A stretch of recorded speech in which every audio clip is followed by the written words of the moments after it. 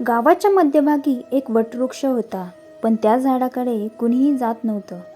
कारण असं म्हणायचे की त्या झाडाखाली गेलं की माणूस जिवंत परत येत नाही.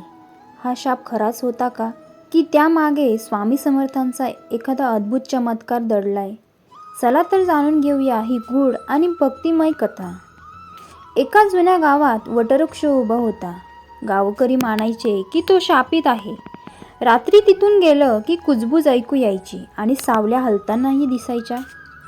गावातील लोक घाबरून त्या झाडाला टाळायचे, पण एका भक्ताला मनातून प्रश्न पडला, जर स्वामी समर्थ सर्वत्र आहेत तर त्या झाडाखाली वाईट शक्ती कशा काय?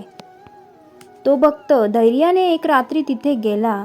त्याने वटवृक्षाखाली बसून डोळे मिटले आणि स्वामी समर्थांचं नामस्मरण सुरू केलं. अचानक जोराचा वारा सुटला. झाडाची पानं जोरजोराने हलत होती. त्याच्यासमोर काळी सावली उभी राहिली. तो भक्त थोडा घाबरला, पण नामस्मरण सुरूच ठेवलं.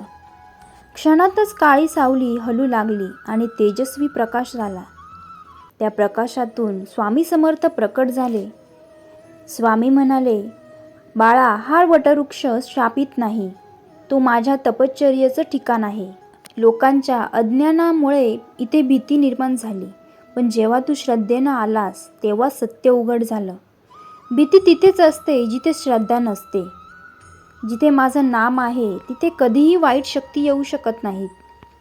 त्या दिवसानंतर गावकऱ्यांची भीती नाहीशी झाली. ते झाड आता श्री स्वामी समर्थांचं पवित्र स्थळ म्हणून ओळखलं जाऊ लागलं. गावकरी रोज त्या झाडाखाली नामस्मरण करू लागले.